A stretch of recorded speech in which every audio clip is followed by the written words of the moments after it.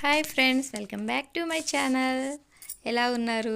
ఈరోజు నేను ఈ మునక్కాయలతో మటన్ వండుతున్నానండి. మునక్కాయ మటను టేస్ట్ మాత్రం చాలా అంటే చాలా బాగుంటుంది. మీరు కూడా ఒకసారి ట్రై చేసి చూడండి, చాలా టేస్టీ ఉంటుంది. ఇందులో ఇలాచి, ఒక బిర్యానీ ఆకు, చెక్క వేసి వేయించుకోవాలి. వేయించుకున్న తర్వాత ఇప్పుడు ఆనియన్స్ వేసి వేయించుకోవాలి. ఇవి కొంచెం బ్రౌన్ కలర్ వచ్చేంత వరకు వేయించుకొని ఇందులో కొంచెం మనం అల్లం వెల్లుల్లి పేస్ట్ వేసి వేయించుకోవాలి, పచ్చివాసన పోయేంత వరకుని.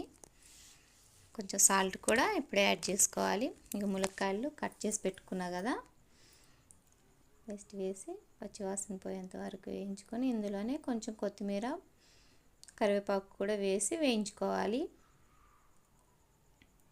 ఇవి బాగా ఫ్రై అయిన తర్వాత ఇందులో కొంచెం పసుపు వేసుకొని వేయించుకోవాలి. ఇప్పుడు మనం క్లీన్ చేసి పెట్టుకున్న మటన్ ఉంది కదండి, ఆ మటన్ కూడా ఇందులో వేసి కొంచెం వాటర్ పోయేంత వరకు ఉడికించుకోవాలి. కొంచెం వాటర్ పోయిన తర్వాత మనం కట్ చేసి పెట్టుకున్న ములక్కాయలు ఉన్నాయి కదా, అవి కూడా ఇందులో యాడ్ చేసుకోవాలి. వేసుకొని ఇవి కూడా మగ్గించుకోవాలి. మటన్ ఇవి కలిపి మగ్గించుకుంటే చాలా అంటే చాలా టేస్టీ ఉంటుంది.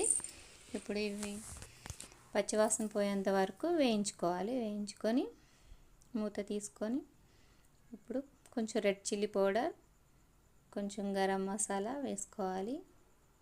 ధనియా పౌడర్, జీలకర్ర పౌడర్ అన్నీ కలిపి ఉన్నాయి. గరం మసాలా వేసుకోవాలి.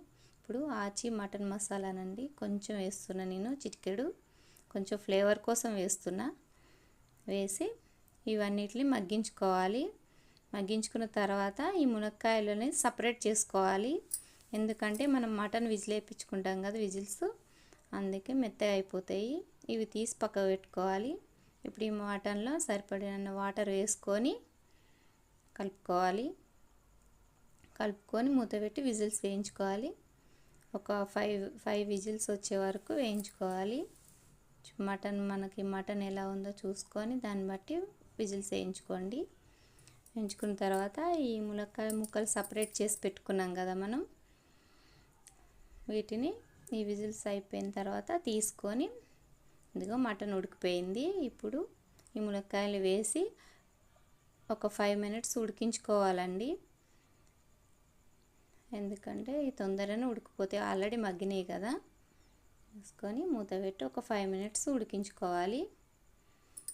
ఉడికించుకొని ఇప్పుడు లాస్ట్కి కొత్తిమీర, కరివేపాకు వేసి ఉడికించుకోవాలి. ఒక 5 మినిట్స్ ఉడికితే సరిపోతుంది.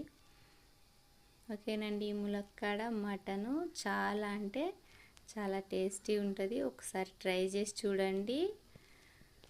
చాలా అంటే ఈ ములక్కాడ ఫ్లేవరు మటన్లో కలిసి చాలా బాగుంటుంది. ఓకే ఫ్రెండ్స్, ఈ వీడియో నచ్చితే లైక్ చేయండి, నా ఛానల్ సబ్స్క్రైబ్ చేసుకోండి. Thank you.